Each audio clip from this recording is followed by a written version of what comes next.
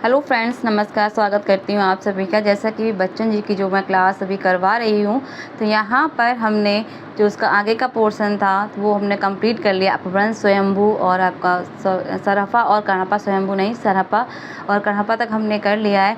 आगे मुझे जो मोस्ट लगा यानी कि नाथ पंथ, उसमें मतलब जैसे मुझे अच्छा लगा था कि हाँ ये एग्ज़ाम में आने वाली चीज़ें मैंने वही ली हैं।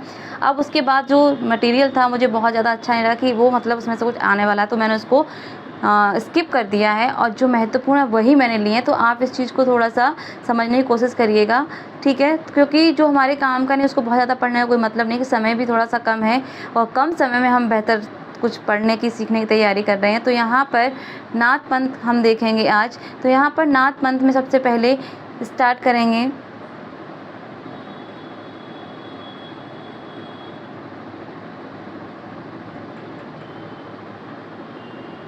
प्रश्न ले लेती हूँ मैं एक बार।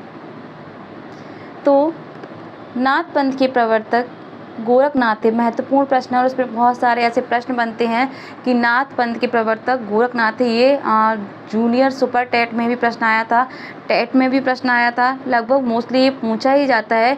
एक पेपर में तो मत्स्येंद्र नाथ को मान लिया था आयोग ने, पर ये बिल्कुल भी सही नहीं था। फिर उसके बाद जब परिवर्तित करके माना गया तो गोरखनाथ को ही माना गया। यानी कि नाथ पंथ के प्रवर्तक कौन ठहरते हैं? तो गोरखनाथ जी ही ठहरते हैं। आगे देखेंगे इसमें कि पर गोरखनाथ का कुछ भी ऐतिहासिक व्रत नहीं मिलता है, ना उनकी जन्म तिथि का पता है और ना मृत्यु तिथि का। यानी कि गोरखनाथ की ना जन्म तिथि पता है और ना मृत्यु, जन्म स्थान का कोई भी इनका ऐसा कुछ पता नहीं है। उनके नाम पर लिखे गए संस्कृत ग्रंथों की प्रामाणिकता संदिग्ध है। हिंदी में लिखी हुई उनकी वाणी तो अपनी भाषा के कारण और भी अप्रामाणिक सिद्ध होती है। ऐतिहासिक प्रमाण मिले न मिले, पर लोक द्वारा प्रमाणित है कि वे एक महान ऐतिहासिक महापुरुष थे। बेहद महत्वपूर्ण है कि लोक द्वारा जो वर्णित है कि वो एक ऐतिहासिक महान पुरुष थे। उसके बाद आगे देखेंगे हजारी प्रसाद द्विवेदी के शब्दों में मोस्ट इम्पोर्टेंट है, यहाँ से आप लोग जरूर नोट कर लीजिए ये लाइन कि शंकराचार्य के बाद इतना प्रभावशाली और इतना महिमान्वित भारतवर्ष में दूसरा नहीं हुआ है। तो भारतवर्ष के कोने कोने में उनके अनुयायी आज भी पाए जाते हैं। तो यहाँ पे आप ये मोस्ट कर लीजिएगा। तो आप देखेंगे आगे इसको,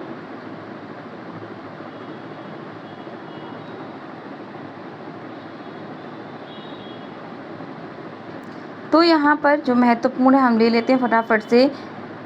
भक्ति आंदोलन के पूर्व सबसे शक्तिशाली धार्मिक आंदोलन गोरखनाथ का भक्ति मार्ग ही था। गोरखनाथ अपने युग के सबसे बड़े नेता थे। मोस्ट है ये। तो यहाँ पर आप क्या करेंगे, फटाफट से हजारी प्रसाद द्विवेदी के कथन है ये, ठीक है? तो हजारी प्रसाद द्विवेदी ने क्या कहा है कि शंकराचार्य के बाद इतना प्रभावशाली और इतना महिमान्वित भारतवर्ष में दूसरा नहीं हुआ। भारतवर्ष के कोने कोने में उनके अनुयायी आज भी पाए जाते हैं। भक्ति आंदोलन के पूर्व सबसे शक्तिशाली धार्मिक आंदोलन गोरखनाथ का भक्ति मार्ग ही था। गोरखनाथ अपने युग के सबसे बड़े नेता थे। तो महत्वपूर्ण है हद से ज़्यादा, तो इसको नोट डाउन जरूर कर लीजिएगा। गोरखनाथ का जन्म कहाँ हुआ कुछ पता नहीं। कुछ लोग उन्हें दक्षिण देश का निवासी बताते हैं, कुछ पंजाब का, कुछ नेपाल का। वृक्ष का अनुमान है, महत्वपूर्ण है, तो इसको तुरंत से आप अपना कैप्चर कर लीजिए कि वृक्ष का अनुमान है वे पंजाब में जन्मे थे। तो ऐसे प्रश्न बन जाएगा कि किसने माना है कि गोरखनाथ का जन्म पंजाब में हुआ है। तो आपको पता होगा तो आपका प्रश्न गलत हो ही नहीं सकता। आप समझ जाएंगे कि हाँ मैंने कहीं पढ़ा था। तो वृक्ष का अनुमान है कि किसका जन्म पंजाब में हुआ था, गोरखनाथ का। सामान्यतः उन्हें कांगड़ा निवासी माना जा सकता है, वहाँ पर उनके प्रभाव अब भी मौजूद हैं, विशेष रूप से धर्मशाला के पास ज्वाला देवी में।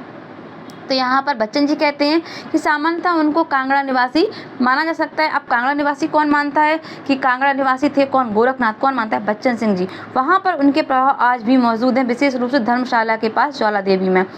तो ज्वाला देवी में गई हूँ, काफ़ी अच्छा है वहाँ का। वाकई में जो मैंने ज्योति देखी थी वो जलती रहती है, तो अच्छा है देवी माँ का। धर्मशाला में भी देखा है मैंने और ज्वाला देवी में भी। तो आगे बढ़ेंगे। गोरखनाथ के समय के बारे में विद्वानों में मतैक्य नहीं है, किंतु अभिनव के साक्ष्य पर इनका समय भी ये वही निश्चित किया जा सकता है जो मत्स्येंद्र नाथ का है।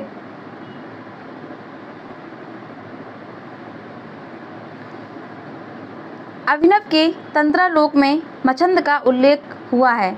मत्स्येंद्रनाथ ही हैं। तंत्रालोक 11वीं शताब्दी के पूर्वार्ध लिखा गया। एक प्रश्न यहाँ से बन जाएगा कि अभिनवगुप्त का तंत्रालोक कौन सी शताब्दी में लिखा गया, तो 11वीं शताब्दी में लिखा गया। चूँकि मत्स्येंद्रनाथ गोरखनाथ गुरु शिष्य होने के साथ समकालीन भी थे, अतः उनका समय 10 से 11वीं शताब्दी ठहराना ही तर्कसंगत है। ऐसा कौन मान रहा है? बच्चन जी। उस काल के महात्माओं में यात्रा करने की अद्भुत शक्ति थी, चाहे वे शंकराचार्य हों या गोरखनाथ। गोरखनाथ ने पंजाब, गुजरात, काठियावाड़, उत्तर प्रदेश, नेपाल, असम, उड़ीसा आदि की यात्राएं की थीं। इनका प्रभाव इन प्रदेशों की सीमाओं को लांघकर सारे देश में फैला हुआ था।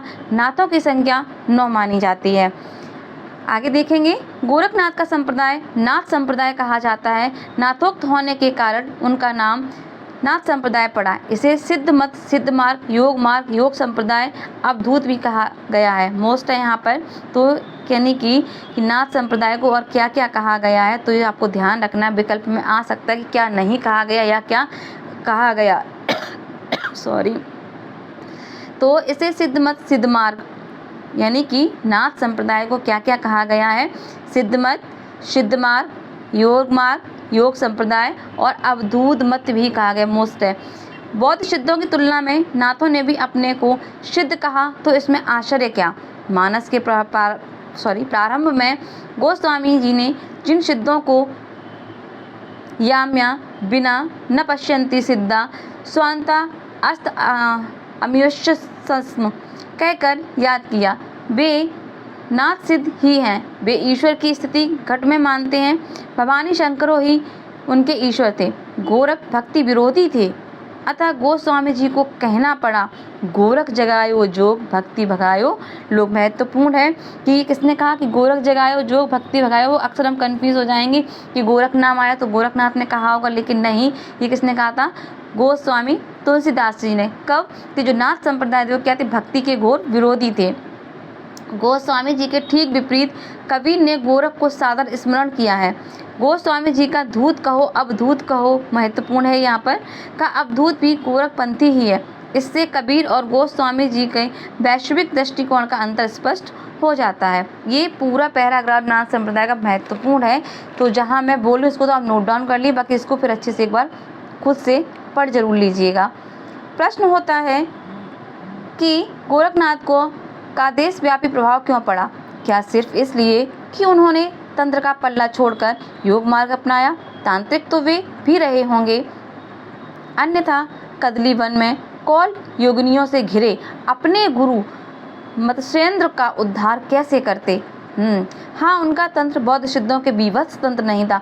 यानी कि यहाँ पे बच्चन जी ये कह रहे हैं कि हो सकता है सिद्धों से थोड़ा बहुत प्रभावित हों, लेकिन सिद्धों की तरह उन्होंने बिल्कुल भी हद पार नहीं की। सिद्धों ने क्या किया था कि तंत्र मंत्र के साथ उन्होंने सारी हदें पार कर दी थी, अपनी सीमाएं जो होती हैं, लेकिन सिद्धों ने काम तो किए पर इतने उनके जितने गए गुजरे या गिरे हुए काम नहीं किए, जितने कि सिद्धों ने हद से ज़्यादा अपनी हदें पार कर दी थी। चमत्कार वे भी करते थे, पर उनका चमत्कार योगजन्य था। किसका? नाथों का। इतना अवश्य है कि तंत्रजन्य विभत्स व्यापारों से संत्रस्त जनता को उन्होंने भयमुक्त किया। किसने? नाथों ने। तो वे ब्रह्मचर्य और योगाभ्यास पर एकांतिक बल देते थे। कौन? नाथ लोग। यानी कि यदि प्रश्न ये आ जाए कि वे ब्रह्मचर्य और योगाभ्यास पर एकांतिक बल देते थे, सिद्ध, नाथ, जैन, योगी, तो आप क्या करेंगे इसमें? तो यदि आपको पता है कि ये काम नाथ पंथ का था, नाथ पंथ की, ठीक है, तो फिर इसको आप सही कर देंगे, नाथ पंथ लोग। आगे देखेंगे, मोस्ट है यहाँ पर, बौद्ध सिद्ध निरीश्वरवादी थे, तो नाथ सिद्ध ईश्वरवादी। मोस्ट है, बच्चन जी ने कहा है कि बौद्ध सिद्ध यदि निरीश्वरवादी थे तो नाथ सिद्ध ईश्वरवादी थे। इसको नोट करते हुए चलिए। इसलिए वे धर्म प्राण जनता का आस्तिक विचारधारा से जुड़ गए। निरीश्वरवादियों के लिए इस देश की जमीन कभी जरखेज नहीं रही। उनका ईश्वरवाद का सगुण के प्रति आस्थावान न होकर निरंजन के प्रति आस्थावान था, इसलिए गरीब मुसलमान भी उनके साथ हो गए। उनका जाति पाति विरोध धर्म विरोध की खाई को भी पाट रहा था। यानी कि नाथों ने जाति पात का भी विरोध किया और धर्म विरोध की खाई भी वो पाट रहे थे। सब आपस में एक दूसरे में मिलजुल कर रहने का उनका चलन शुरू हो चुका था। जाति पाति का भेद भी एक प्रकार का वर्ग भेद है। उच्च वर्ण के लोग निम्न वर्ण के लोगों की भांति से शोषण करते थे। वर्णाश्रम के अंतरण करना अपने को अति वर्णाश्रमी कहना एक प्रकार का वर्गांतरण ही है। गोरखनाथ स्वयं ब्राह्मण थे। ध्यान रखना, गोरखनाथ कौन थे? स्वयं ब्राह्मण थे। इसको अतिक्रमित कर वे अति वर्णाश्रमी हो गए। नाथपंथियों के यहाँ ब्रह्मा की प्राप्ति के लिए पक्षपात विनिर्मुक्त होना आवश्यक है। यानी कि नाथपंथ में क्या कहते हैं कि नाथपंथियों के यहाँ ब्रह्मा की प्राप्ति के लिए पक्षपात सहित नहीं होना चाहिए, पक्षपात विनिर्मुक्त होना चाहिए। पक्षपात का मतलब है देह अभिमान। देह अभिमान द्वि जातियों के पल्ले पड़ा था। योगी इससे मुक्त था क्योंकि उसने अपने को स्वतः घोषित कर रखा था। वह अति वर्णाश्रमी यानी दो अभिमान से मुक्त था। कौन? नाथपंथ। लेकिन कौन घिरे थे इससे? तो सिद्ध घिरे हुए थे। मुसलमानी राज्य स्थापित होने पर बादशाहों ने जोर जुर्म से हिंदुओं को इस्लाम कबूल करने को बाध्य किया।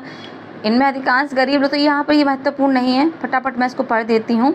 चांत्यांतरण की एक नई प्रक्रिया शुरू हुई। नए मुसलमानों ने बहुत लोग नाथपंथी योगी हो गए। इस तरह नाथपंथियों की एक नई जाति बन गई, न हिंदू न मुसलमान। इस तटस्थ जाति विभुक्त जाति के प्रति मुसलमानों का रुख कठोर नहीं हुआ। उत्तर भारत के नाथपंथी मठों के महंतों को पीर भी कहते थे।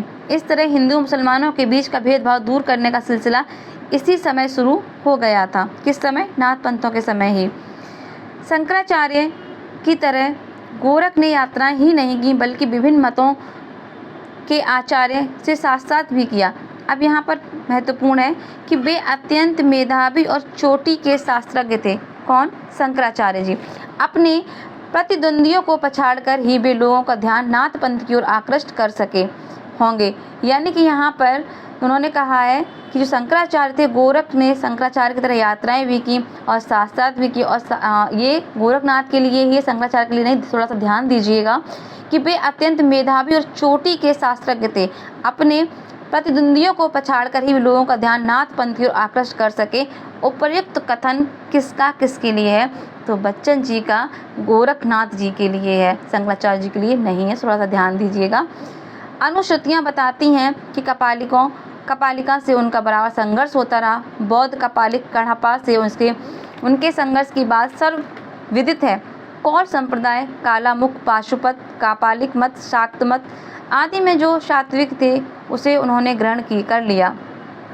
जिस तरह पूरा उत्तर भारत राजनीतिक दृष्टि से विभिन्न टुकड़ों में बटा हुआ था, उसी तरह धार्मिक दृष्टि से उनकी मतांतरों में विभाजित था। गोरख ने सारे, आगे देखेंगे थोड़ा सा,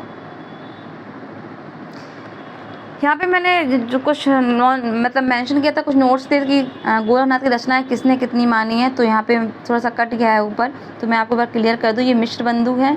मिश्र बंधुओं ने गोरखनाथ के ग्रंथों की संख्या 9 मानी। मोस्ट है तो आप इसको नोट डाउन करते चलिए। लेकिन मिश्र बंधुओं ने 10 मानी है, जहाँ तक आप इसमें देख लेते। इसमें हजारी प्रसाद बच्चन जी ने जो बताया वो 9 बताई हैं यहाँ पर, तो हम इसको आगे पढ़ ही लेते हैं। मतभेद। गोरख ने मतभेदों से ऊपर उठकर देश को धार्मिक एकसूत्रता में बांधा। वे व्यक्तिगत रूप से दीन दुखियों की सहायता करते। स्वाभाविक है कि वे एक लोकप्रिय धार्मिक नेता के रूप में मान्यता प्राप्त करते हैं। गोरखनाथ ने संस्कृत में भी लिखा और देशीय भाषा में भी, पर उनकी प्रामाणिकता निसंदिग्ध नहीं है। मिश्र बंधुओं के मत के अनुसार गोरख के संस्कृत ग्रंथों की संख्या 9 है। किसकी? यानी कि गोरख के संस्कृत ग्रंथों की संख्या मिश्र बंधुओं ने कितनी मानी है? 9 मानी है। हजारी प्रसाद द्विवेदी ने गोरख लिखित 28 पुस्तकों का उल्लेख किया। ये नोट डाउन करते चलिएगा, पॉइंट्स डाल लीजिएगा। और गोरखनाथ बच्चन जी माना है, यहाँ पर बताया है कि हजारी प्रसाद द्विवेदी ने 28 मानी है। मिश्र बंधुओं ने संस्कृत ग्रंथों की संख्या 9 मानी है। ये ध्यान देना जरा। पर उनका यह भी कहना है कि इन पुस्तकों में अधिकांश के कर्ता स्वयं गोरखनाथ नहीं थे। आगे चलकर और ग्रंथों के मिल जाने पर गोरख के ग्रंथों की कुल संख्या 35 हो जाती है। किसने माना है? हजारी प्रसाद द्विवेदी ने। इनमें कितने प्रमाणिक तथा कितने अप्रमाणिक कुछ कहा नहीं जा सकता है, पर सिद्धांत पद्धति गोरख संहिता, अमरोग अशासनम और महार्थ मंजरी को कुछ लोग गोरखनाथ की रचना मानते हैं, किंतु किसी को गोरख लिखित प्रमाण नहीं मिला, प्रमाणित नहीं किया सका। सिद्धांत पद्धति को शुक्ल जी नाथपंथी ग्रंथ मानते हैं, पर इन ग्रंथों द्वारा नाथपंथी सिद्धांतों पर प्रकाश पड़ता है। संक्षेप में नाथपंथी 3 बातों पर जोर देते हैं, थोड़ा सा महत्वपूर्ण है यहाँ पर। योग मार्ग पर, गुरु महिमा पर और पिंड ब्राह्मणवाद पर कौन जोर देते हैं? नाथपंथी। तो यहाँ पॉइंट्स दिए हुए हैं, इनको ध्यान रखना, योग मार्ग, गुरु महिमा और आपका ब्राह्मणवाद। तांत्रिक बौद्धों का योग मार्ग लोकवाह और अमांगलिक है, जबकि नाथपंथियों के योग मार्ग में हठ योग की प्रमुखता है। हठ योग की जटिल प्रक्रिया गुरु के अभाव में संभव नहीं है, इसलिए गुरु का महत्व अपने आप में सिद्ध है।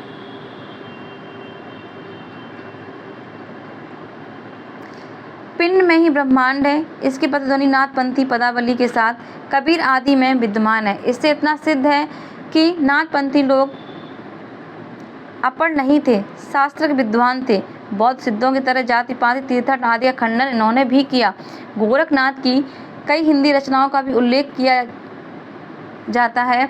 मिश्र बंधुओं ने गोरखनाथ को हिंदी का प्रथम गद्य लेखक माना, मोस्ट है, ठीक है। तो इसमें लिख लीजिए कि गोरखनाथ को हिंदी का प्रथम गद्य लेखक किसने माना है? तो मिश्र बंधुओं ने माना है, नोट डाउन कर लेना ये। पर इसके प्रमाण में जो गद्यांश उद्धृत किए गए हैं वे अप्रामाणिक हैं। यह भाषा उस समय की ही हो नहीं सकती, उसके स्रोत का ही पता नहीं। शुक्ल जी ने उनकी 10 हिंदी पुस्तकों का उल्लेख किया है। शुक्ल जी ने कितनी मानी है? 10। पर उनका कहना है कि ये सब ग्रंथ गोरख के नहीं हैं, उनके अनुयायी शिष्यों के रचे हैं। कौन मानता है? शुक्ल जी। उन्होंने हिंदी में लिखी पुस्तकों को संस्कृत में लिखी नाथपंथी पुस्तकों का सार माना है। पीताम्बर दत्त बड़थवाल ने, ये महत्वपूर्ण है यहाँ से, पीताम्बर दत्त बड़थवाल ने सर्वप्रथम गोरख की वाणियों का संग्रह गोरख वाणी 1930 में छपवाई। उन्होंने गोरख की 40 पुस्तकों का उल्लेख किया है। किसने? पीताम्बर दत्त बड़थवाल ने। शब्दी को वे सबसे प्रामाणिक मानते हैं। तो ये कि जो पीताम्बर दत्त बड़थवाल हैं वो शब्दी को सबसे ज़्यादा प्रामाणिक मानते हैं। महत्वपूर्ण है ये पूरा, यहाँ से आप पूरा देखेंगे, पूरा ये पैराग्राफ महत्वपूर्ण है, तो उसको अच्छे से पढ़िएगा और अच्छे से पॉइंट्स बना के नोट करते चलिए। तो उन्होंने 40 किसने मानी है? पीताम्बर दत्त बड़थवाल ने। और गोरख वाणी के नाम से 1930 में इन्होंने छपवाई थी, वाणियों का संग्रह करके गोरखनाथ की। और शब्दी सबसे प्रामाणिक रचना मानते हैं पीताम्बर दत्त बड़थवाल। भाषा के आधार पर इनमें से एक भी रचना प्रामाणिक नहीं मानी जा सकती। शुक्ल जी इन्हें 14वीं शताब्दी में लिखा गया मानते हैं, पर ये और भी परिवर्ती हैं। यानी कि शुक्ल जी तो कहते हैं कि 14वीं शताब्दी में है, पर बच्चन जी कहते हैं कि नहीं, ये उससे पहले की हो सकती हैं, 15वीं शताब्दी के पहले की नहीं हो सकती। इन हिंदी रचनाओं के बारे में द्विवेदी जी कहते हैं, यहाँ महत्वपूर्ण है द्विवेदी जी क्या कहते हैं इन हिंदी रचनाओं के बारे में। संस्कृत में योगियों के जो ग्रंथ उपलब्ध हैं वे साधारण तौर पर साधना मार्ग के ही व्यापक ग्रंथ हैं। उनसे योगियों के दार्शनिक और नैतिक उपदेशों का आभास बहुत कम मिलता है। हिंदी में गोरखनाथ के नाम से जो अनेक पद और शब्दी आदि प्रचलित हैं उनमें साधना मार्ग की व्याख्या की गई है।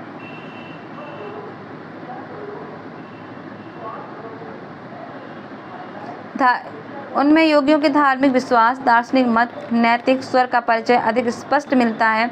शुक्ल जी के कथन और द्विवेदी जी के कथन में कोई भेद नहीं है। ये कौन कहता है? बच्चन जी। हिंदी रचनाओं में सार संस्कृत ग्रंथों का ही है। हिंदी भाषा में लिखे जाने के कारण वह अधिक स्पष्ट है। उनकी कविता के कुछ नमूने निम्नलिखित हैं। किसकी? गोरखनाथ जी की। तो आगे देखें क्या क्या नमूने हैं उनके। ये महत्वपूर्ण पंक्तियाँ हो सकती हैं, तो इनको जरूर अच्छे से पढ़िएगा। गुरु कीजिए गहिला, निगुरा न रहिला, गुरु बिन ज्ञान न पायला रे भाईला। थोड़ा सा की पॉइंट पकड़ने की कोशिश करिएगा, जैसे गहिला,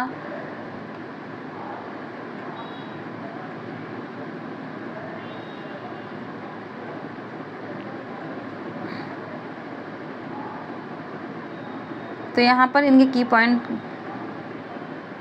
पायला रे भाईला, इस तरीके से आप पकड़ने की कोशिश करिएगा, ठीक है। आगे नाथ बोले अमृत बाणी, बरसेगी कमली पानी। तो इस तरह से आप याद रखेंगे। अब इनको अच्छे से पढ़ लीजिएगा। मैं आगे बढ़ती हूँ। महत्वपूर्ण पंक्तियाँ इतना जरूर कहूँगी, तो अच्छे से पढ़िएगा।